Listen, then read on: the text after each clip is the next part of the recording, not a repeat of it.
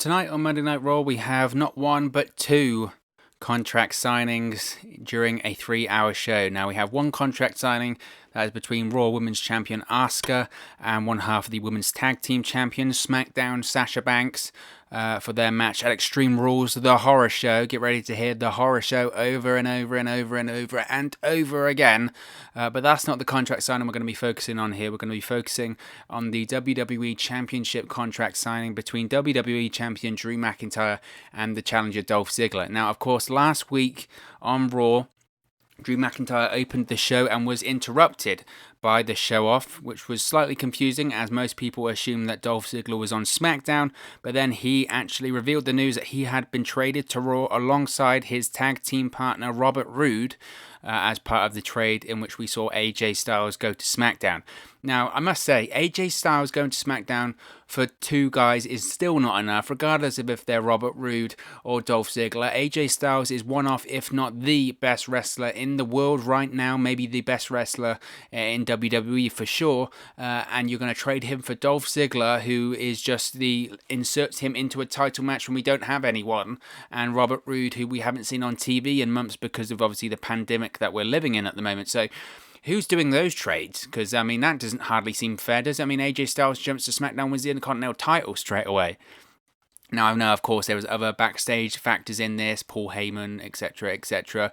But still, I mean, from a storyline point of view, that only hurts Monday Night Raw, does it not?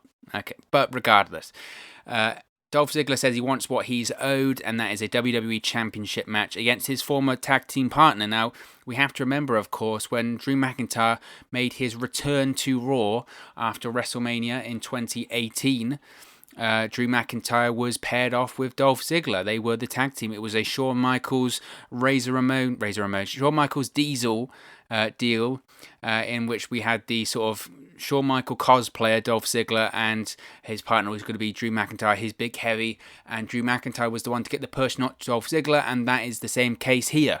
Now, during that summer, or during those years in which they were together, they had a good feud with Seth Rollins, when Dolph Ziggler went against Seth Rollins for the Intercontinental Championship. That was fun, and you had Drew McIntyre at ringside for all of that.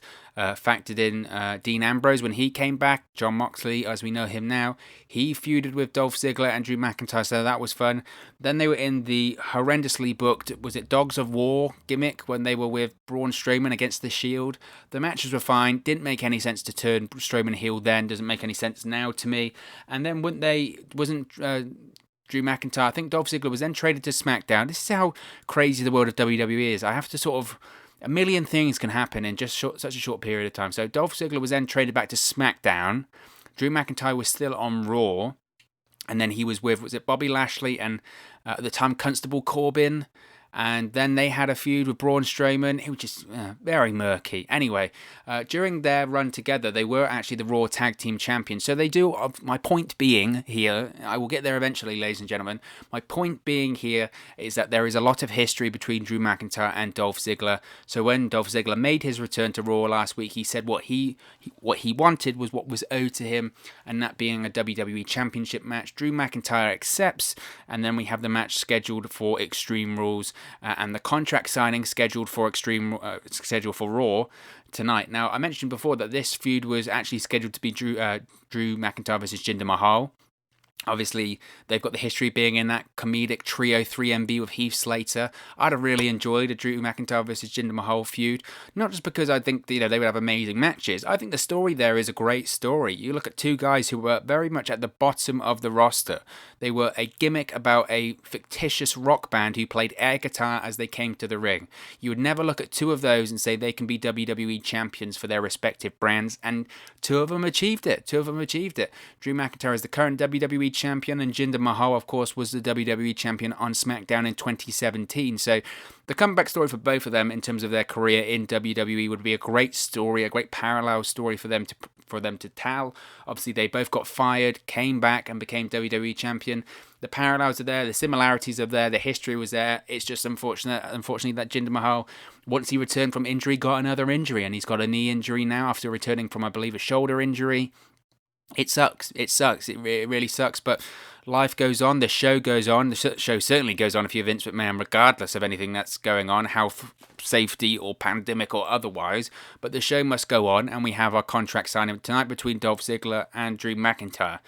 First of all, 2 contract signings on the same show. Why would you want to do that to me or to your audience? No, that's not thinking of me. Let's think of the audience. This has been the thing of this pandemic era. It's just how many contract signings have we seen at this point? The last one ended up with Jeff Hardy throwing piss in Sheamus's face. So let's hope that doesn't happen. Fingers crossed, guys, that doesn't happen in any of the segments tonight. I don't think it will, but we've got Bruce Pritchard and Vince McMahon running Monday Night Raw now, so who knows what's going to happen there. We've got ninjas running around. I don't think throwing piss is out of the equation just yet. But 2 contract signings, and a lot of the time now, the contract doesn't even get signed. It's just, why do you have to call it a contract signing? I think that's the main point here, okay? I get that you want to have a segment with them facing off in the ring and talking. Fine. Just come up with something a bit more creative. Do something different. Call it a face-off. Call it a stare-down. Call it whatever. Dolph Ziggler has summoned Drew McIntyre. Dolph Ziggler wants to lecture Drew McIntyre. Something different. Just something different. That's all I ask. And people are going, well, contract signings can be good. They can be good. I'm not disagreeing with that. Contract signings can absolutely be good. They can be great. They can be really entertaining. I don't want to see one every week, though. Why would you want to see one every week? You just wouldn't. You don't need to. Once you see something every week, that it loses how special it feels. It loses its uniqueness. And that's the problem with the contract signing in WWE. They know what's going to happen. They even joke about it at this point in the promos themselves. They go, well, I hope this is going to be like every other WWE contract signing. And then they start beating the hell out of each other. Well, obviously, because that's what WWE contract signings do. So again, I'm begging you, WWE, do something creative. Have that creative team think of something slightly different so it's not just called a contract signing. Or if you are going to do a contract signing, do it a little bit differently. The presentation is different. I don't want to be the person now who says, look, AEW have done it this way, it's the right way to do it. I'm not saying that at all. But the contract signing or the press conference that they had between Cody Rhodes and Jake Hager last week on Dynamite, that's a different way of doing it. That's looking at it like the UFC approach, having the tables there, having the face-off. That's fun. Why don't you do it a bit like that? You've done it in the past on WWE TV. I think they did it with Ronda Rousey when she was hyping her WrestleMania match against Triple H and Stephanie McMahon with Kurt Angle. They had the face-off, the picture taken, all of that stuff. Do that. Just something a bit different. This contract signing, I have no doubts he'll be in the ring. I hope not Jerry Lawler. God, I mean, with his age, we don't need anyone in their 70s or near to their 70s being near that WWE Performance Center right now. So maybe it won't be, thank God, Jerry Lawler. I think most likely he'll probably be like Kayla Braxton. Oh, not Kayla Braxton, because she's off of it. Charlie Caruso, if she's standing, because pretty much everyone else is falling like flies in WWE right now. Charlie Caruso, if Charlie Caruso is there, she'll probably be doing it, or maybe we'll get like Tom Phillips, maybe it'll be Samoa Joe. That'll be fun. Have Samoa Joe do it. Have a proper hoss in there who, if they do step out of line, Joe can just lock on a clutch or something. That would be fun. Again, these conversations, this is what WWE should be having in these creative meetings. How can we do it different? How can it be fun? How can it be unique?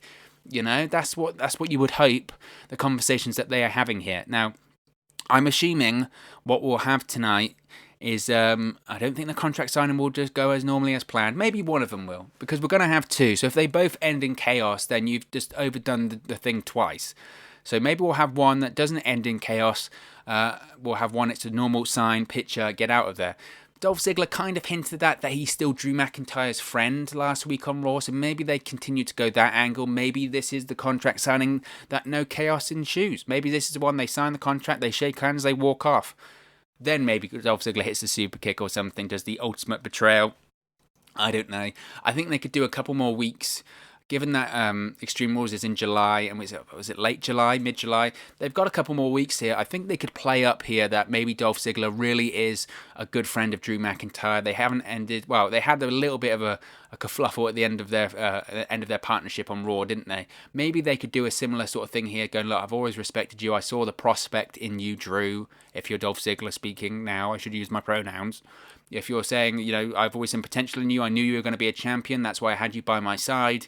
All I want is what's owed to me, etc., etc. They sign the contract, they shake hands. Maybe even later on in the show, they tag together. In maybe the main event, they tag together against someone. Looks like they're going to win, then bang. Dolph Ziggler super kick cost him the match, and then we're really off to the races. The feud has just been made even more personal. Maybe that's the way they can go about it. But 2 contract signings, 1 show. Why? There's no need. It's already making me dread the 3-hour show more than I usually do when I go, this is 3 hours. Ugh. After that first hour, I think of the John Moxley quote, we're only 1 hour in. Oh my. But what do you think? Are you looking forward to Monday Night Raw tonight? Will you be watching tonight? What are your thoughts on not having not just 1, but 2 contract signings on the same show? Let me know in the comment section below what you think about this contract signing between Drew McIntyre and Dolph Ziggler for the WWE Championship match at Extreme Rules. Let me know in the comment section below.